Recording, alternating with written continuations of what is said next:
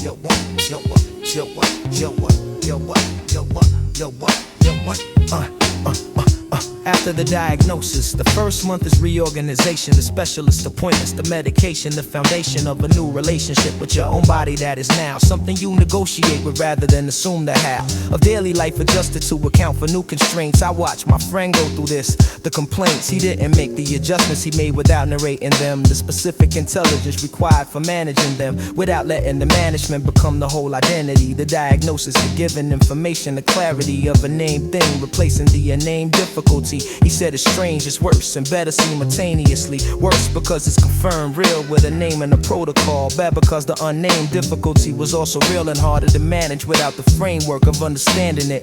The diagnosis gave him a starting point, the beginning of fit between his experience and the body of knowledge about it. After the diagnosis, not the end of the story, beginning of a different kind of navigation. The body becomes a partner you listen to more carefully, a collaborator in the project of continuing. What he protected was his sense of himself is more than a condition, not denial or deliberate refusal of the full submission of identity to illness that some diagnoses invite. He had the condition didn't have him. The right distinction between the thing and the person who has it. He continued working, continued his relationships, his habits adjusted but not abandoned, his ambitions revised but not surrendered. The revision was precise. What was no longer feasible given the constraints? What was still feasible with modifications to saints of practicality applied to the actual situation? This pragmatism isn't cold, it's a specific kind of affirmation. The refusals would be defined by the limit and factor alone. He taught me something about the relationship to the unknown of how your body will behave. You don't surrender the map entirely just because some roads are now off the map. You redraw, you continue navigating after diagnosis. Not the end of the story, beginning of a different kind of navigation. The body becomes a partner you listen to more carefully, a collaborator in the project of continuing. 5 years later, he managed it with the fluency of someone who has learned a complex system through use. The outcome of 5 years of paying close attention to what the body signals, of learning the patterns, the triggers, the specific rituals that keep things stable. This knowledge is hard, one is specific, not transferable as instruction. The terrific detail of it lives in the lived experience of this particular case. He talks about it directly when it's relevant, with the grace of someone who has made peace with the information without being defined by it. That's the whole project without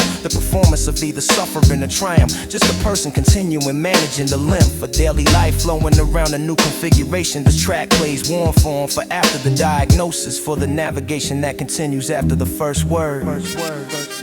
After the diagnosis, not the end of the story, beginning of a different kind of navigation. The body becomes a partner you listen to more carefully, a collaborator in the project of continuing. After the diagnosis, not the end of the story, beginning of a different kind of navigation. The body becomes a partner you listen to more carefully, a collaborator in the project of continuing. The body negotiates, the map gets redrawn. He continues navigating. 5 years and counting. Yuppa, yuppa, yuppa, yuppa, yuppa, yuppa, yuppa, yuppa, yuppa, yuppa, yuppa, yuppa, yuppa.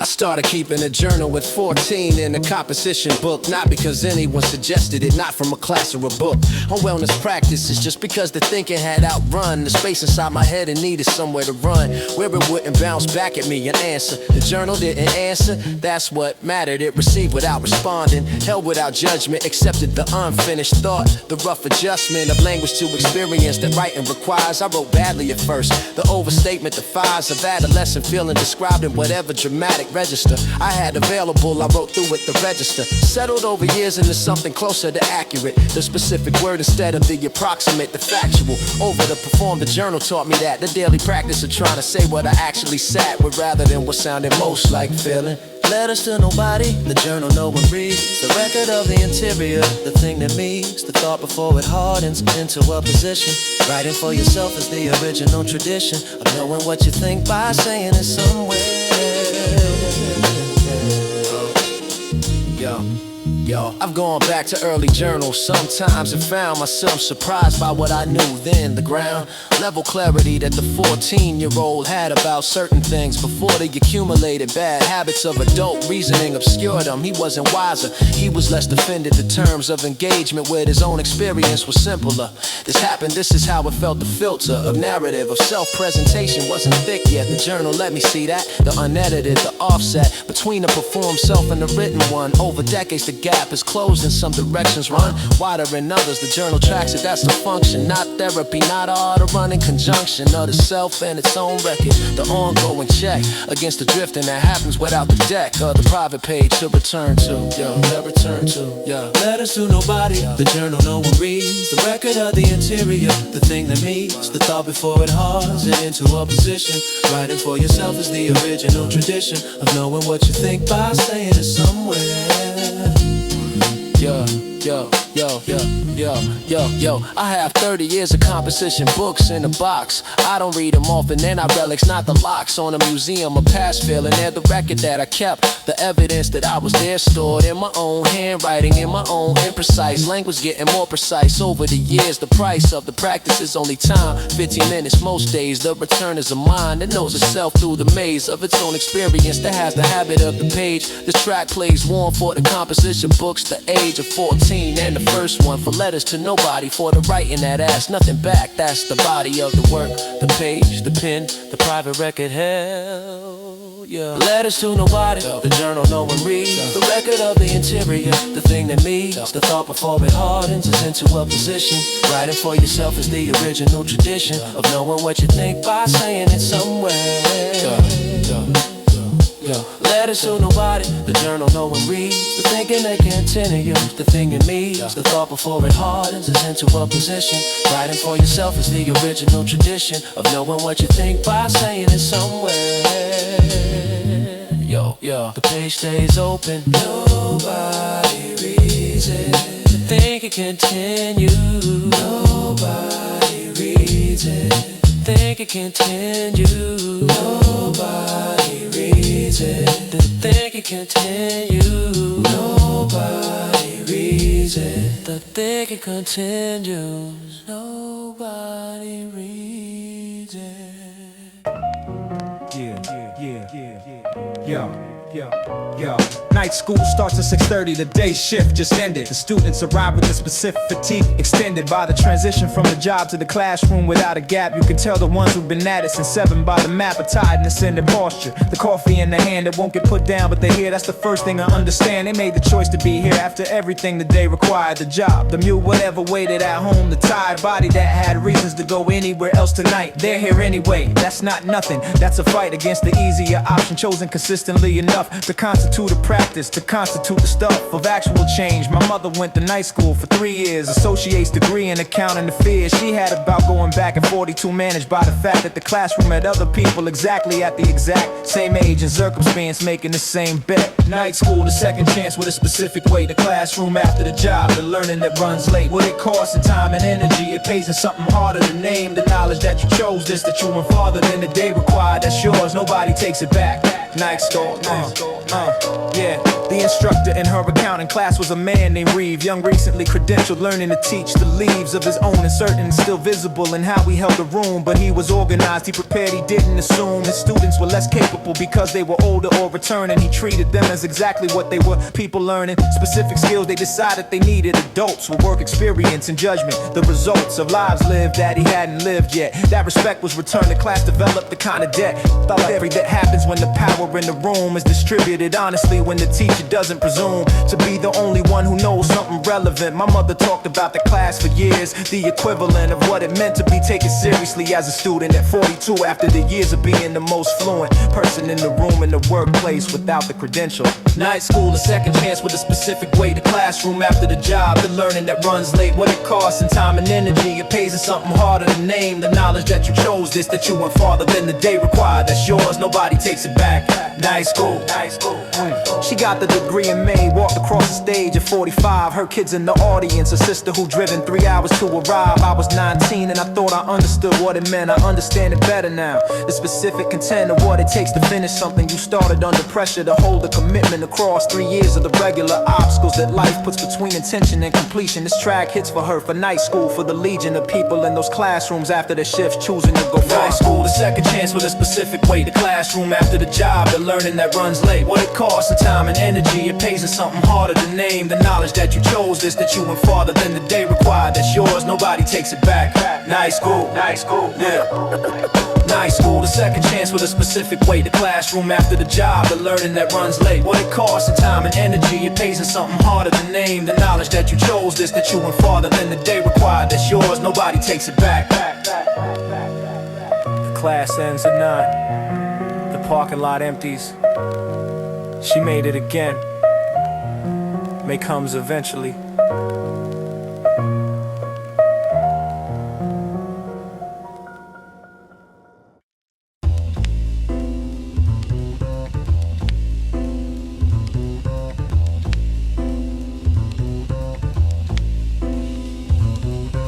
Logbook open, coffee getting cold. Night shift secrets, stories never told. Midnight to 8, I'm the master of the hall.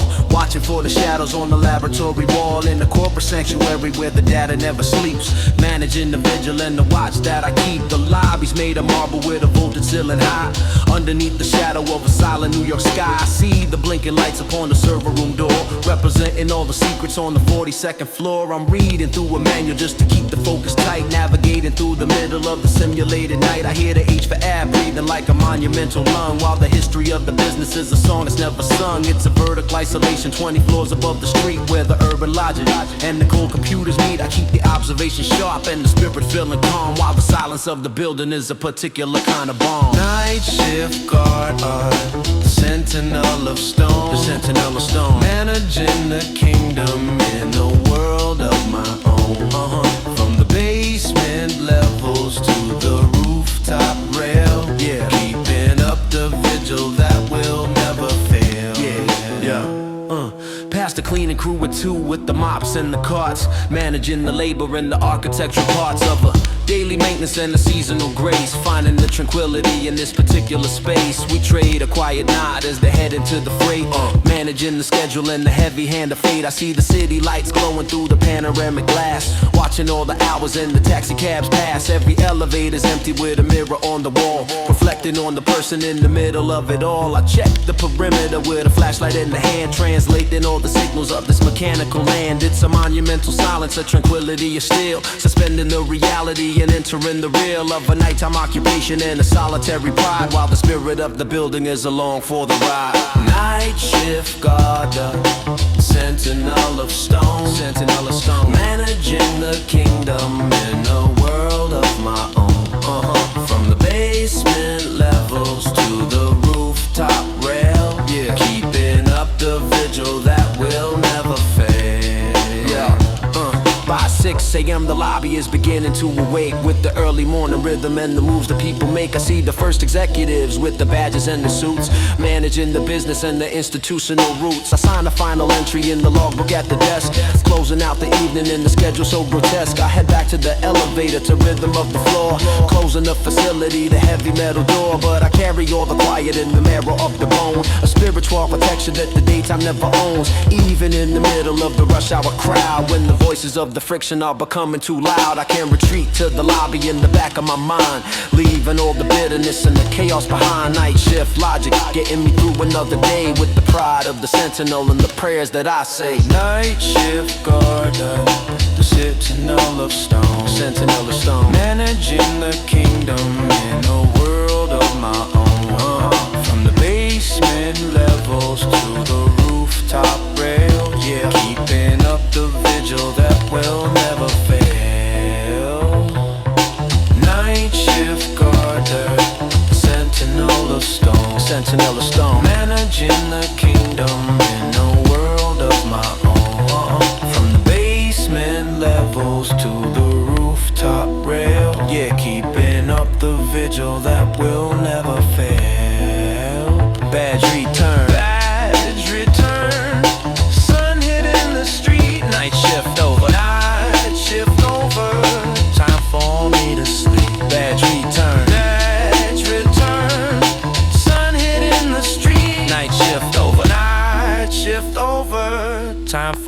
me to sleep.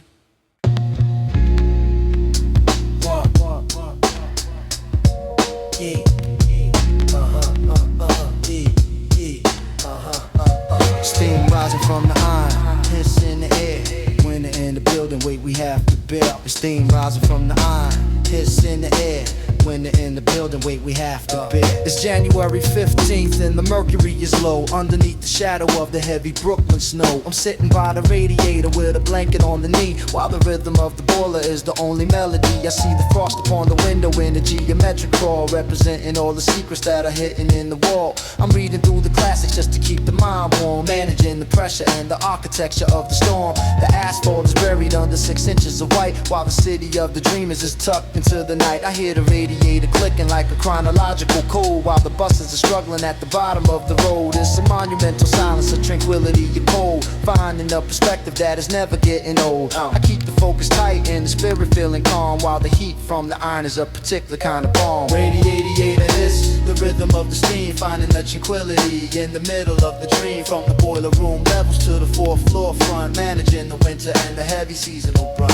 Radiator hiss, the rhythm of the steam, finding the tranquility in the middle of the dream. From the boiler room levels to the 4th floor front, managing the winter and the heavy seasonal brunt. Past the super in the lobby with a wrench in the hand, managing the maintenance across the urban land. He tells me about the system back in '64, back when there was coal smoke blowing through the door of the basement sanctuary and the architectural parts, managing the labor and the seasonal starts. I listen to the cadence and the wisdom in the tone, knowing that the radiator is a kingdom of its own. Every click is a sentence, every hiss is a verse, in a world that can bless you or a world that can curse. I'm walking through the apartment with a focus that is keen, navigating through the shadows and the colors in between. I see the steam rising from the kettle on the stove, representing every memory that we ever strove to preserve in the marrow and the history of the place, while the warmth of the interior is hitting on the face. Radiator hiss, the rhythm of the steam, finding the tranquility in the middle of the dream. From the boiler room levels to the 4th floor front, managing the winter and the heavy seasonal brunt. Radiator hiss, the rhythm of the steam, finding a tranquility in the middle of the dream. From the boiler room levels to the 4th floor front, managing the winter and the heavy seasonal brunt. By midnight the apartment is quiet and serene, reflecting in the shadows where the logic is green. I head back to the bedroom to the rhythm of the heat, managing the resources and the weight of the street. It's a monumental silence of tranquility is stone, knowing that the radiator is a world I've always known. I turn off the lamp and I close my tired eyes, while the rhythm of the building is a particular kind of prize. But I carry all the resonance in the center of the chest, finding the recovery and the momentary rest. It's a lifelong commitment to the winter in the town, while the volume of the friction is beginning to go down. I step into the dream and I find my own beat, with the soul of the radiator and the weight of the street. Brooklyn's in the iris and the steam is in the frame. Radiator hiss energy and I'm honoring name. Radiator hiss, the rhythm of the steam, finding the tranquility in the middle of the dream. From the boiler room levels to the 4th floor front, managing the winter and the heavy seasonal brunt. Radiator hiss, the rhythm of the steam, finding the tranquility in the middle of the dream. From the boiler room levels to the 4th floor front, managing the winter and the heavy seasonal brunt. Steam fading out, iron getting cold. Radiator logic, narratives of old. Radiator logic, narratives of old. No, narratives of old.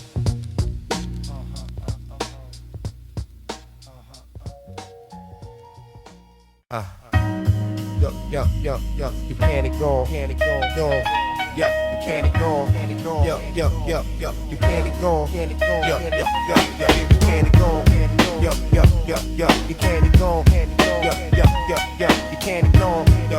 you can't ignore, you can't ignore, yo.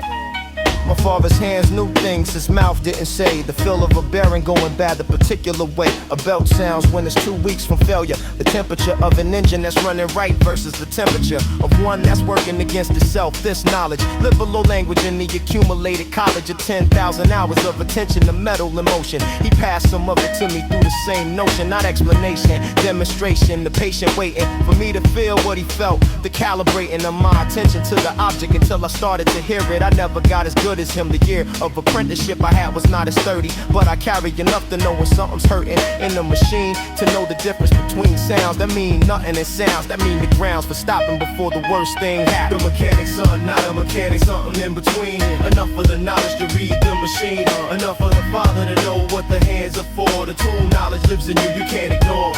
The mechanic's son, not a mechanic, something in between. Enough of the knowledge to read the machine, enough of the father to know what the hands are for. The tool knowledge lives in you, you can't ignore. There was a philosophy in how we approach the broken thing. No frustration at the object, no catastrophizing. Something's broken, you find what's broken, you fix it. The clarity of that sequence, the way it fits, without drama into the problem-solving frame. I've applied it to everything since. The same three-step sequence in situations that aren't mechanical. Something's wrong, you find what's wrong. Methodical assessment before action. No noise before you know. He didn't call it a philosophy, he didn't need to show the framework, because the framework was the work was the teaching. Nothing left in the murk of abstractions, just the hood up in the hands and the light. I learned more about thinking from watching them work right than from any formal course in reasoning. The hands were the syllabus, the garage was the seasoning. The mechanic's son, not a mechanic, something in between. Enough of the knowledge to read the machine, enough of the father to know what the hands are for. The tool knowledge lives in you, you can't ignore. The mechanic's son, not a mechanic, something in between. Enough of the knowledge to read the machine, enough of the father to know what the hands are for. The tool knowledge lives in you, you can't ignore. He's retired now, his hands still look like a mechanic's. The specific callus pattern, the stain that organics don't fully remove from the creases. The evidence of decade of work written into the permanence of the skin itself. I look at my hands sometimes, softer, different use, different times. But the way I'd approach a problem, the sequence, the patience with the diagnostic before the sentence of action. That's his, that's in my hands, even if the calluses aren't. The knowledge shifted into something else, but it's still running. This track hits foreign for the garage, for the cunning of hands that know things language hasn't. No mechanic's son, not a mechanic, something in between. Enough of the knowledge to read the machine, enough of the father to know what the hands are for. The tool knowledge lives in you, you can't ignore. The mechanic's son, not a mechanic, something in between. Enough of the knowledge to read the machine, enough of the father to know what the hands are for. The tool knowledge lives in you, you can't ignore. The hood stays up, the hands still know.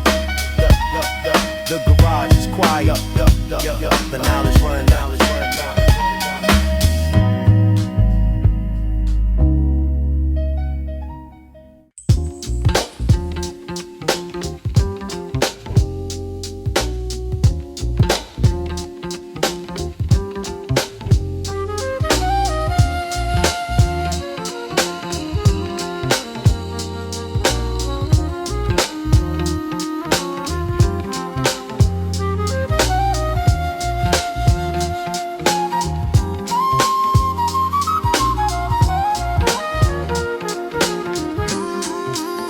The reading group met every other Thursday at Mrs. Patterson's house. 7 women, 2 men, a rotating selection. The blouse of serious intellectual engagement worn without pretension. I was the youngest by 15 years, thereby the extension of an invitation from my aunt who thought I needed it. She was right, I needed it, and didn't know I needed it. The group had been meeting for 11 years when I joined. They had a shared language of reference, a conjoined history of texts and arguments, and a specific memory of what had been said about which book. The luxury of 11 years of thinking together about the same things. I entered the history as an apprentice, learning the rings of the conversation, when to speak and when to sit, how to hold a position without needing to submit the room to it, how to change your mind in public with the grace that makes the change feel like the music of thinking rather than defeat. The reading group, 11 years of Thursday evenings. The text on the table, the argument, the meanings, assembled and reassembled across the same faces. What gets built in those rooms is one of the graces. Intellectual community. You can't buy it. You can't buy it. You have to show up. Mrs. Patterson ran it with a specific philosophy. Every book had to ask something of the reader. The anthology of what they read over 11 years was organized around that principle, not by theme or period, besides by difficulty of the ask. What does this book require of you? That question was the filter, the entire selection. Crockery and reading Toni Morrison and Francine on and Chekhov and James Baldwin, and a woman from Senegal I never heard of, who became one of the most important voices I've ever loved, because I would never have found her on my own. That's the reading group's gift. The the book you wouldn't choose alone, the one someone else needed you to read that turned out to be the one you needed. You only get it through the route of reading with other people through the trust to share selection. The reading group, 11 years of Thursday evenings. The text on the table, The argument, the meanings. assembled and reassembled across the same faces. What gets built in those rooms is one of the graces. Intellectual community. You can't buy it. You can't buy it. You have to show up. I stayed for 4 years, then moved cities, then lost the thread. I've tried to start groups since, with varying success. The spread of commitment required to sustain a reading group is specific and not universal. It requires people for whom the terrific investment of time every 2 weeks is worth it. Consistently, that's a selection effect. The groups that last are the ones where everyone has already decided the answer is yes. Mrs. Patterson's group said yes for 11 years and then some. This track plays warm with them for the Thursday evenings. For the book, you needed someone else to put in front of you. The reading group, 11 years of Thursday evenings. The text on the table, The argument, the meanings. assembled and reassembled across the Same faces. What gets built in those rooms is one of the graces. Intellectual community. You can't buy it. You can't buy it. You have to show up. The reading group, 11 years of Thursday evenings. The text on the table, the argument, The meanings. assembled and reassembled across the Same faces. What gets built in those rooms is one of the graces. The intellectual community. You can't buy it. You can't buy it. You have to show up. The book stays open. Thursday comes again. The argument continues. Mrs. Patterson pours tea.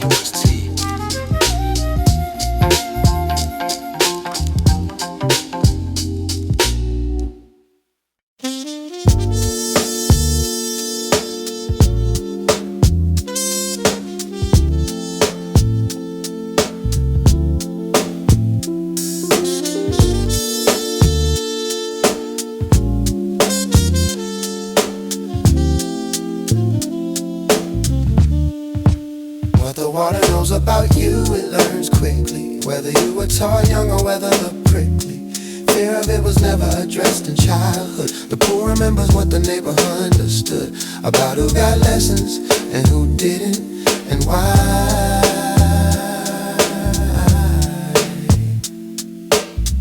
Yeah. I learned to swim at 31 and then the dope began to class. 8 Tuesday evenings, the specific embarrassment that passes when you realize half the class is in the same position. The shared vulnerability dissolving the competition of pride that would have kept me from coming at 20. I grown up blocks from a public pool and never entered the water above my waist. Not because of fear, exactly because nobody in my immediate world swam. Lacked the access of the introduction or the cultural familiarity. The pool was there, we just didn't use it with the clarity of intention that would have made swimming something I learned. I watched from the edge, the water turned. Without me for years, it waited, it had no opinion. At 31, I got in with the other beginners. The dominion of my own discomfort faced finally directly in the shallow end. Oh, What the water knows about you, it learns quickly. Whether you were tall, young, or whether the prickly.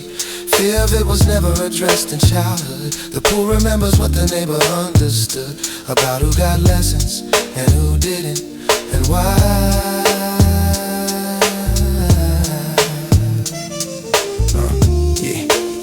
The swimming gap is a documented phenomenon. Black children in America learn to swim at lower rates. The bottom of this disparity is history. Segregated pools, the deliberate exclusion from the aquatic facilities. The tools of systematic exclusion that left a gap in transmission. The parents who didn't swim couldn't teach the condition. Pass forward without malice, just as the absence of access passes through the practical cadence of what families do and don't do, what they know and don't know. My mother couldn't swim, her mother couldn't swim. The flow of that particular skill stopped somewhere in the generation before the generation that would have learned it. The location of the interruption is not mystery, it's history. I learned at 31, my daughter learned at 5. The victory is small and large simultaneously. One generation, that's the gap closed. What the water knows about you, it learns quickly. Whether you were tall, young, or whether the prickly. Fear of it was never addressed in childhood. The poor remembers what the neighbor understood about who got lessons and who didn't, and why.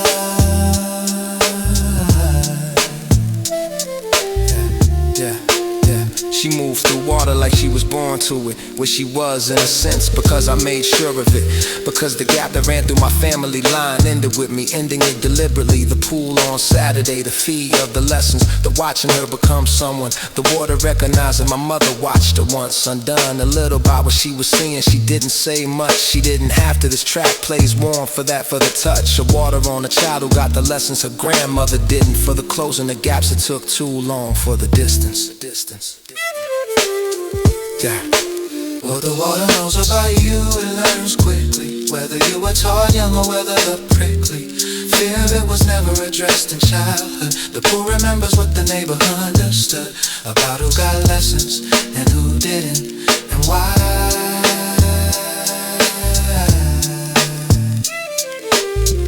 Yeah. Well, the water knows about you, it learns quickly. Whether you were taught young or whether the prickly fear of it was never addressed in childhood. The poor remembers what the neighbor understood about who got lessons and who didn't, and why.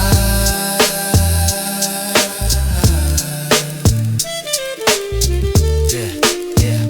She moves through water, my mother watches. The gap is closed, the water knows. She moves through water, she moves through water.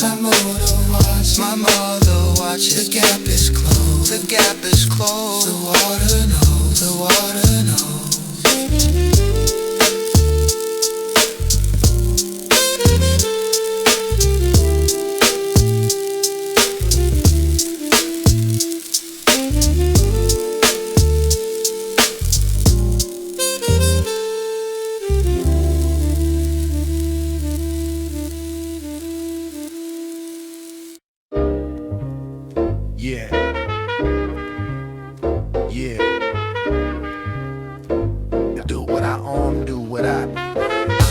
Yo, dust on the fingers, crates on the floor, vinyl digging logic, yeah, searching for more. Yo, I'm standing in the basement where the shells are heavy and deep, thinking about the future and the secrets that I keep of a musical legacy and an architectural pride. While the spirit of the masses is along for the ride, I find a blue note pressing with the jacket worn and thin, watching as the patterns of the history begin. It smells like old libraries and a different kind of thought, all the valuable lessons that the decade have taught. I check the inner sleeve, finding a signature from 62, a monumental jazz man that someone once knew. Maybe he's a legend now, or a teacher in the square. Before the complications and the heavy urban glare, I'm reading all the messages etched into the wax, managing the resources and the geographic tax of a creative evolution and a visionary grace, finding the tranquility in this particular space. Yeah, final crate digging, the wisdom of the groove, finding a piece of history and a rhythmic move. From the dusty basements to the speakers in the light, managing the legacy in the middle of the night. Past the old man at the counter with a record in the hand, managing the survival across the urban land. He tells me about the labels back in '78, back when there was logic and the heavy hand, a fade of a neighborhood's history and a seasonal change, finding the perspective in the middle of the range. I listen to the cadence and the wisdom in the tone, knowing that the record shop is a kingdom of its own. Every groove's a sentence, every sample is a verse, in a world that could bless you or a world that could curse. I'm walking through the variations with a focus tight and strong, where everybody knows the story even if they don't know the song. I see the needle glowing in the necklace of the night, reflecting in the water and the early morning light. I keep the pace steady as I'm checking for the truth, finding a perspective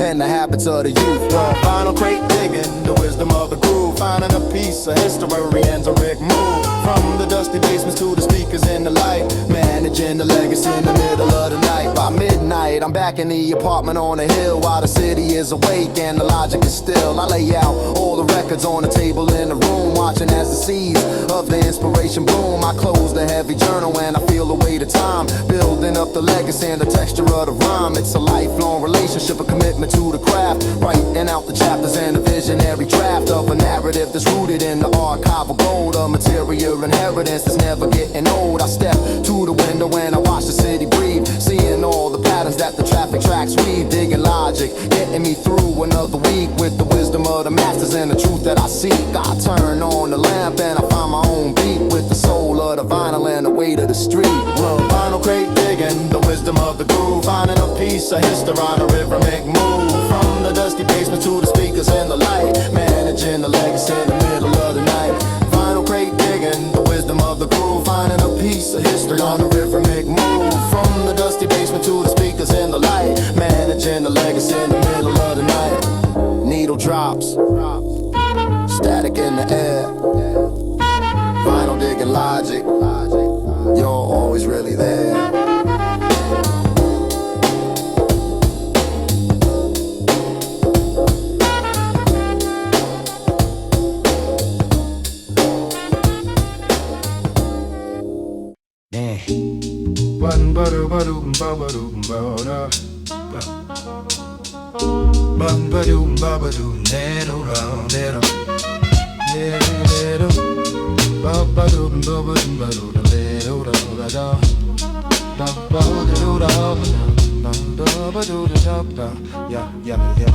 The church mothers kept the institution running when the formal structure wavered, when the funding drought, all the leadership changed, or the building needed something. They were the continuity, the permanent, the constant humming underneath. Whatever happened to the official version? Yeah. Your sister Williams had been at that church for 53 years. She'd outlasted 7 pastors, 2 renovations, the fears of the congregation during the years the neighborhood shifted. She kept the records, not the official ones, the gifted memory of who was related to whom, who been there when the original building opened, whose grandmother's chair was still in the back room with her name taped to the leg. This knowledge was not incidental, it was the peg. The community hung its identity on the thread, back to its own origin that kept it from being dead to its own history. She was the living archive when someone new came in, wanting to understand the drive and shape of the community. Sister Williams was who? The pastor sent them that she knew. She always knew. Her phone rang at every hour with questions only she could answer. She answered, that was the whole architecture of her answer. Church mothers kept the institution running when the formal structure wavered, when the funding dried, or the leadership changed, or the building needed something. They were the continuity, the permanent, the constant humming, whatever happened to the official version? Yo, the bereavement committee, the sick and shut-in visits, the food pantry that ran 30 years, the infinite labor of care organized and sustained without title, without salary, without the formal recognition vital to most institutions. They did it because it needed doing, and they were the people who saw what needed doing and had the capacity and the commitment to act. The sociology of this is not complicated. In fact, it's the same pattern in every community that functions. The informal labor that holds the formal junctions together, done by people who take the responsibility of community seriously, who feel the fragility of what gets built together and work to keep it intact. At this church it was mostly women, mostly black women over 50 who had outlasted enough upheaval to know what required protection and what retrieval. The church mothers kept the institution running when the formal structure wavered, when the funding dried, or the leadership changed, or the building needed something. And they were the continuity, the permanent, the constant humming, whatever happened to the official version? Yo, Sister Williams retired from active service at 81. Her words, retired from active service like she'd been on one long deployment. She hadn't retired from the church, she just reclassified her role. She still came to church, still answered the phone, still held the archive in her head. The labor changed its form, the commitment stayed instead. This track plays warm, slow for her, for all of them, for the infrastructure of care built by women STEM and root of what communities actually are. The church mothers kept the institution running when the formal structure wavered, when the funding dried, all the leadership changed, or the building needed something. And they were the continuity, the permanent, the constant humming underneath. Whatever happened to the official version? The church mothers kept the institution running when the formal structure wavered, when the funding dried, or the leadership changed, or the building needed something. They were the continuity, the permanent, the constant humming underneath. Whatever happened to the official version? Sister Williams answered, the archive holds, the institution continues, the mother remains.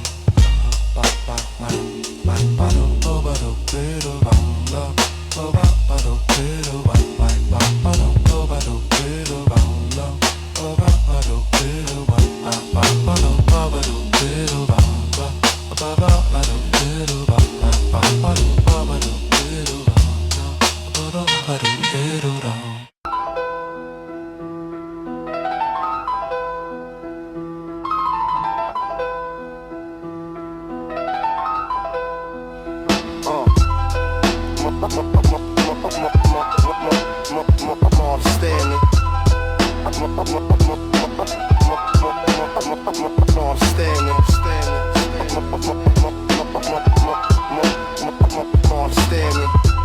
doors slamming, echo in the hall. Concrete narrative, writing on the wall. I'm standing in the corridor where yellow lights blink, thinking about the future while I'm standing on the brink of an urban evolution and an architectural shift. Managing the pressure and the heavy mental gift. The project hallways narrow with a center floor wax. Every footstep's heavy like a geographic tax. I see the numbers on the doors, fading in the gray, representing all the families and the prayers that they say. I'm reading all the messages, etched into the paint. A lexicon of struggle from the sinner and the saint. I hear the radiator clicking like a military code, while the elevator's broken at the bottom of the road. It's a vertical society, 15 floors high, underneath the shadow of a dark New York sky. I keep the focus sharp and the observation keen, navigating through the shadows and the colors in between. Oh, Project Hall echo, the sound of the bass, where the urban logic meets the history of the race. From the lobby to the rooftop, the rhythm is the same, building up the legacy and the weight of the name. Past the lady in 4C, she's been here since the start, carrying the borough in the middle of her heart. She tells me about the neighborhood before the brick rolls, back when there was gardens where the heavy traffic flows. I listen to the cadence and the wisdom and the tone, knowing that the building is a kingdom of its own. I see the kids in the stairwell, trying to find a space away from all the friction and the heavy urban chase. Every echo is a memory, every shadow is a ghost of the ones who left the city for the Jersey Shore coast. But I'm rooted in the concrete, in the marrow of the hall, witness to the rise and the inevitable fall of the systems and the structures that they built to keep us in. Managing the virtue and the architecture sin. I keep the pace steady as I'm climbing up the flight, finding the perspective in the middle of the night. Project Hall echo, the sound of the bass, where the urban logic meets the history of the race. From the lobby to the rooftop, the rhythm is the same, building up the legacy and the weight of the name. Project Hall echo, the sound of the bass, where the urban logic meets the history of the race. From the lobby to the rooftop, the rhythm is the same, building up the legacy and the weight of the name. By 3 a.m. the echo is the only thing I hear, suspending all the gravity and the heavy urban fear. I stand by the window where the glass is cracked and cold, thinking about the narratives that never will be told. It's a monumental silence, a tranquility of stone, knowing that the hallway is a world I've always known. I head back to the apartment to the rhythm of the lock. No need for the television or the ticking of the clock, but I carry all the resonance in the center of the chest, finding the recovery and the momentary rest. A lifelong commitment to the architecture here, while the season shifts around us and the winter's getting near. I step into the room and I find my own beat, with the soul of the hallway and the weight of the street. Brooklyn's in the iris and the project's in the frame. Hallway echo energy and I'm honoring the name. Project Hall echo, the sound of the bass, where the urban logic meets the history of the race. From the lobby to the rooftop, the rhythm is the same, building up the legacy and the weight of the name. Project Hall echo, the sound of the bass, where the urban logic meets the history of the race. From the lobby to the rooftop, the rhythm is the same, building up the legacy and the weight of the name. Step, step, step, step, up, sailing. Step, step, step, step, step, oh. Step, step, step, oh. Step, step, step, oh. Step, step, step, step, step, step, oh. Steel door slamming. Echo in the hall.